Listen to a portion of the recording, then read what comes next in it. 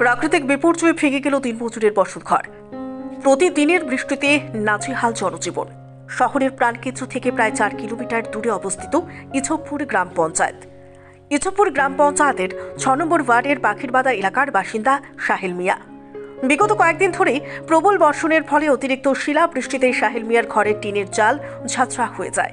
ঘরের চাল ঝাঁঝরা হয়ে যাওয়ায় বৃষ্টির জল ঘরের ভেতর প্রবেশ করতে থাকলে একসময় ঘরটি ভেঙে পড়ে। ঘরের ভেতরে থাকা স্ত্রী এবং 2 কন্যা সন্তানকে নিয়ে কোনো রকম বের হলেও বর্তমানে পরিবারের সকলকে নিয়ে এলাকার অন্য একটি বাড়িতে আশ্রয় নিয়েছেন। একদিকে আর্থিক অনটন, অন্যদিকে সংসারের দায়িত্ব পালন করতে যেখানে হিমশিম খাচ্ছেন, সেখানে নতুন করে ঘর তৈরি করে পরিবার সমেত বাস করা দীনদরিদ্র শ্রমিকের কাছে আকাশ ছোঁয়ার মতো। তাই রাজ্য সরকার ও মুখ্যমন্ত্রীর নিকট ওনার স্ত্রী ও 2 কন্যা সন্তানকে নিয়ে একটু মাথা গোঁজার ঠাঁই করে দেওয়ার আবেদন জানান। আমার নাম সাহেল মিয়া। কোন পঞ্চায়েত এটা? ইছবপুর গ্রাম পঞ্চায়েত। কত নম্বর ওয়ার্ড? 6 নম্বর ওয়ার্ড। কি হয়েছে কোন তো? এরকম রাত্রে হঠাৎ করে বৃষ্টি আইছে, শিলাবৃষ্টি সহ।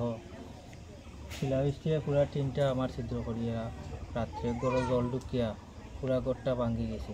গ্রামের মানুষে আইয়া আমরা বাকরিয়া নিছে।